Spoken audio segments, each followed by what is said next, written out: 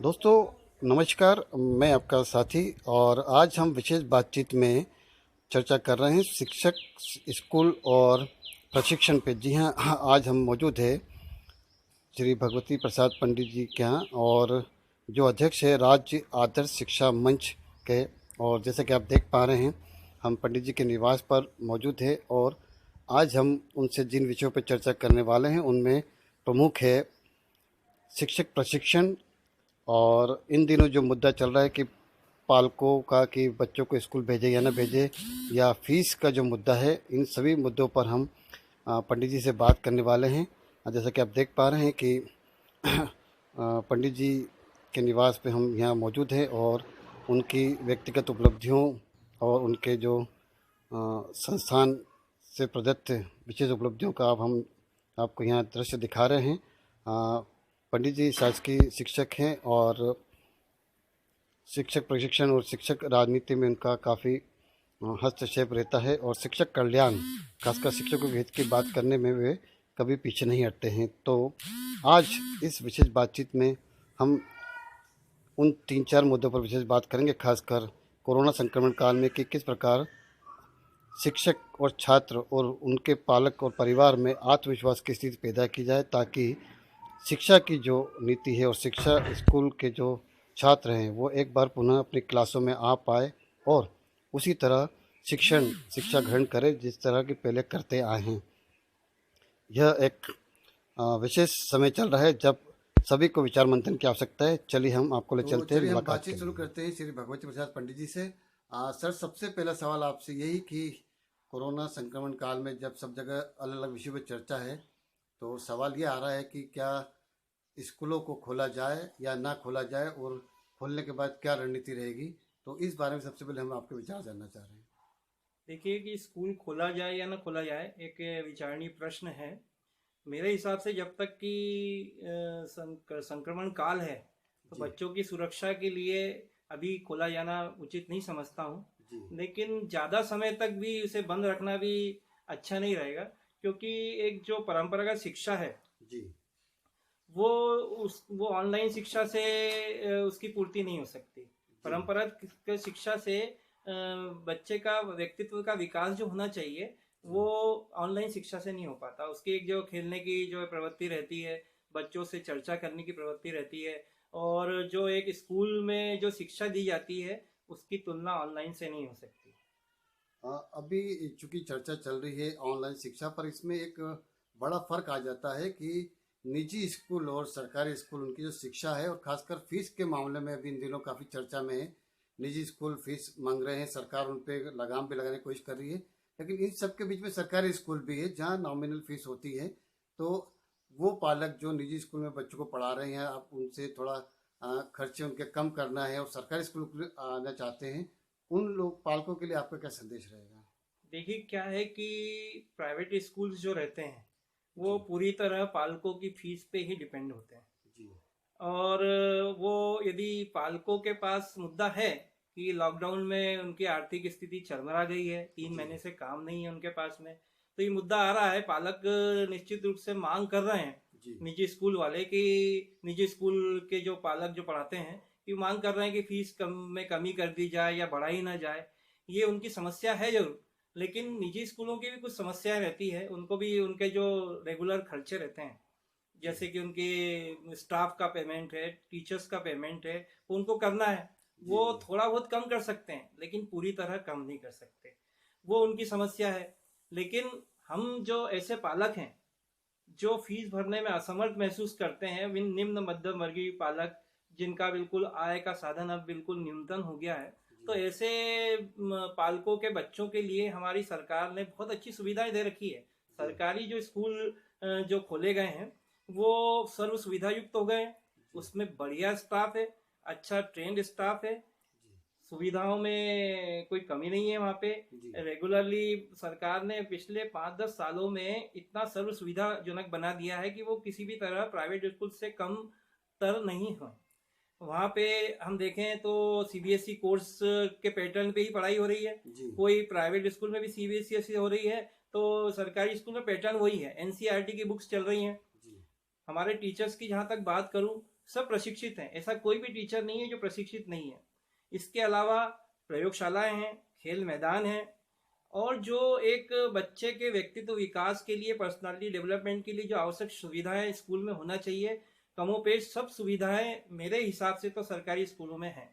तो मेरा ये पालकों से निवेदन है कि वो अपने, यदि उनकी स्थिति ऐसी नहीं है कि वो फीस न भर सकें, तो हम अब उनको सरकारी स्कूल में एडमिशन देने में बिल्कुल तैयार हैं। वे आए, हमारे जो सुविधाएं हैं, हमारे यहाँ कोई शुल्क नहीं लगता। हमारे यहाँ पहली से फर्स्ट क्लास से लेके 8वीं तक निःशुल्क पढ़ाई है, और तो और हम उनको ड्रेस भी प्रोवाइड करवाते हैं, मिड डे मील निःशुल्क है, किताबें पूरी तरह फ्री हैं, जो बच्चे दूर से आते हैं उनके लिए साइकिल की भी सुविधा है, और बहुत सारी सुविधाएं, छात्रवृत्ति की सुविधाएं, और बहुत सारी ऐसी सुविधाएं हैं जो पालकों को और उनके बच्चों को मिल सकती हैं।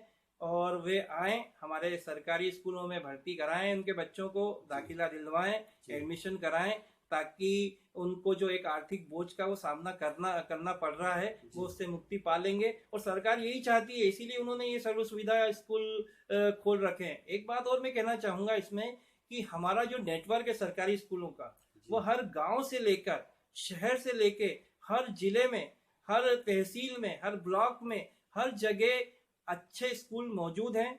और जो मेरिट में आ रहे बच्चे, उनके लिए भी गवर्नमेंट ने बहुत अच्छी सुविधा की है।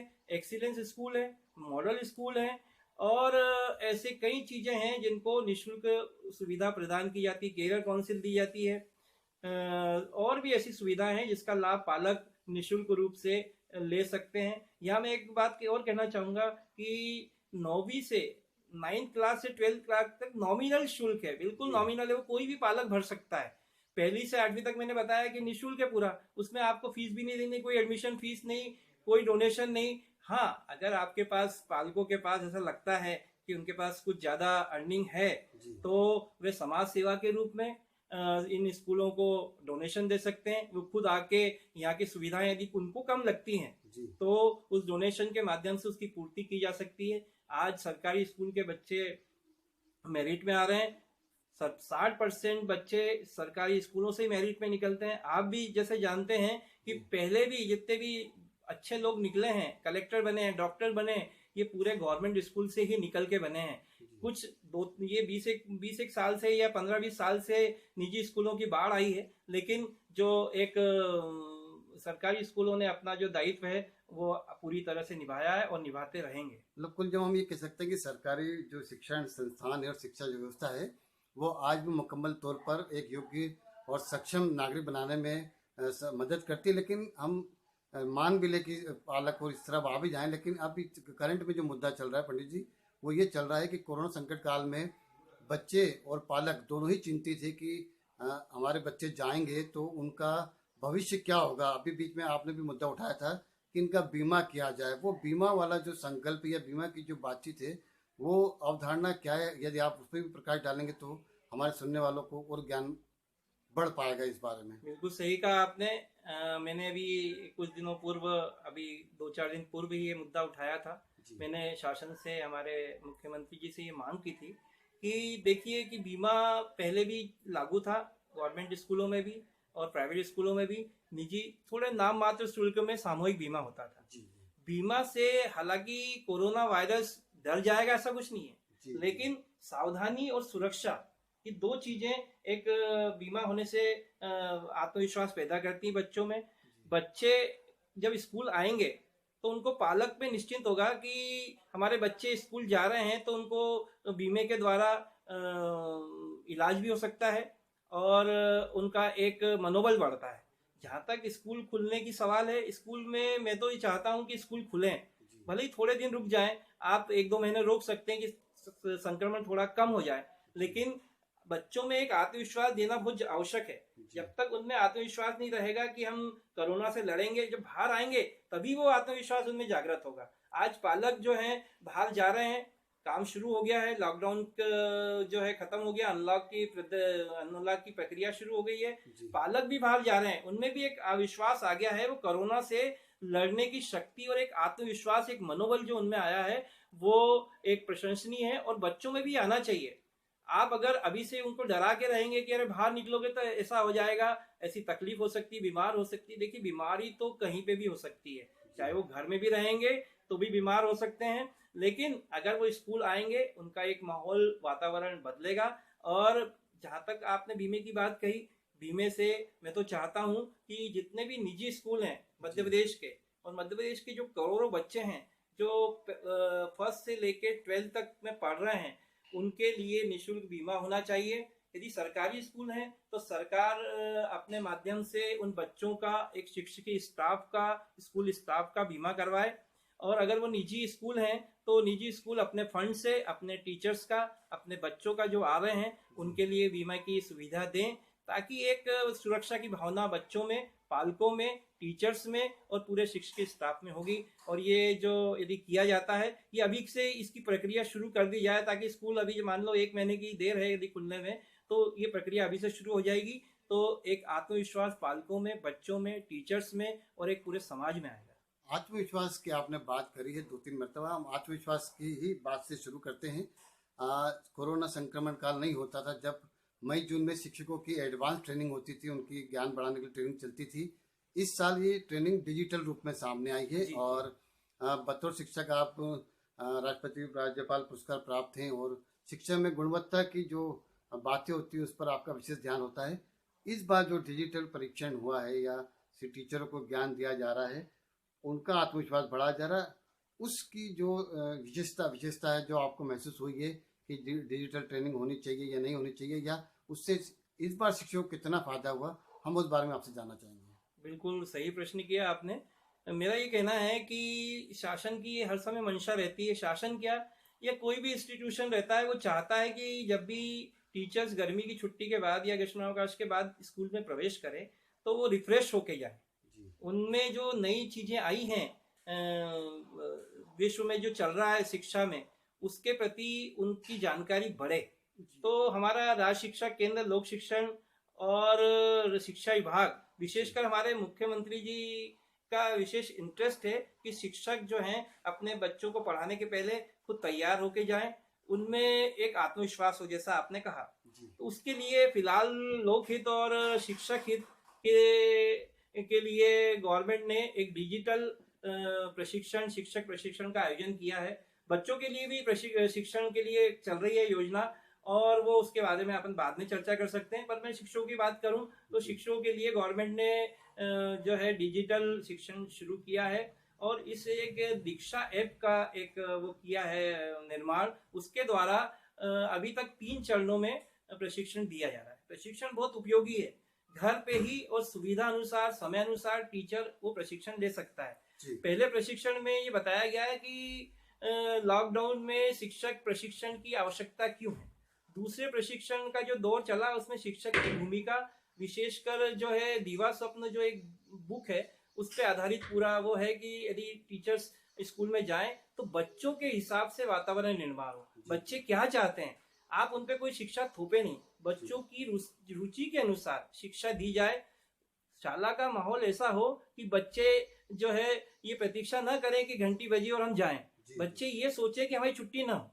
तो इस प्रकार का जो गिजू भाई का एक कॉन्सेप्ट है जो आज से 100 साल पहले वो दे गए थे, तो उस कॉन्सेप्ट के आधार पे जो पढ़ाई की जाए, और यही प्रशिक्षण का मुख्य उद्देश्य है। चिंतन, एक चिंतन तीसरे दौर में उन्होंने बताया है डिजी लैब के द्वारा कि चिंतन यदि शिक्षक करेगा किसी भी समस्या के लिए, कोई भी समस्या हो उसके निराकरण के लिए चिंतन बहुत आवश्यक है। चाहे वो आप सामान्य व्यक्ति हो चाहे शिक्षक हो, कोई भी समस्या, चुनौती जब आती है तो हम उस चुनौती पे चिंतन करते हैं कि हम ये चुनौती किस प्रकार इसका निराकरण करें। निराकरण के उद्देश्य को, उसकी असल जड़ क्या है उस चुनौती की, उस समस्या की, उस जड़ तक जाना और फिर उसके निराकरण का उपाय खोजना, ये हमारे ये चिंतन का मुख्य उद्देश्य रहता है। और ये विद्यालय में भी आती है। हमारे जैसे सरकारी विद्यालय में बहुत सारी समस्याएं आती है कि बच्चा जो है आर्थिक स्थिति उसकी कई बार कमजोर रहती है, पारिवारिक समस्याएं रहती हैं, उसके साथ में परिवार की परेशानी भी झेलते हुए आता है, घर में विवाद भी हो सकते हैं, आर्थिक परेशानी का जिक्र मैंने किया ही है, और बहुत सारी ऐसी परेशानी कि बच्चा जो है वहां से, परिवार से जब आता है विद्यालय में तो बहुत समस्या लेके आता है। तो उनकी समस्याओं को किस प्रकार दूर करना, और हर बच्चे की हर बच्चे की समस्या अलग अलग प्रकार की हो सकती है, जरूरी नहीं कि सामूहिक समस्या हो। तो ऐसी समस्याओं पे चिंतन बहुत आवश्यक है। और जो तीसरा जो प्रशिक्षण दिया दिया गया उसमें चिंतन पे विशेष जोर दिया गया है। और बड़े बड़े जो लेखक हैं, शिक्षाविद हैं, उनके जो चिंतन पे अवधारणा है उसका उल्लेख किया गया है। और ये शिक्षकों से कहा गया है कि वे इसको अपने हिसाब से चिंतन करें और बच्चों को अधिक से गुणवत्तापूर्ण शिक्षा देने में अपने प्रयास पूरी तरह करें। हाँ, ये जिस प्रकार से सर आपने बताया, मुझे लगता है कि शिक्षण, विद्यालय, शिक्षक और छात्र संबंध के बारे में आपने जो विवेचना करी है, खासकर इस कोरोना काल में, मुझे उम्मीद है कि हमारे जो दर्शक आपको सुन पा रहे, देख पा रहे हैं, वो आपकी विवेचना का फायदा उठा पाएंगे। और आपने इस विषय पे हमसे बात करी, इसके लिए आपका धन्यवाद। थैंक यू, धन्यवाद।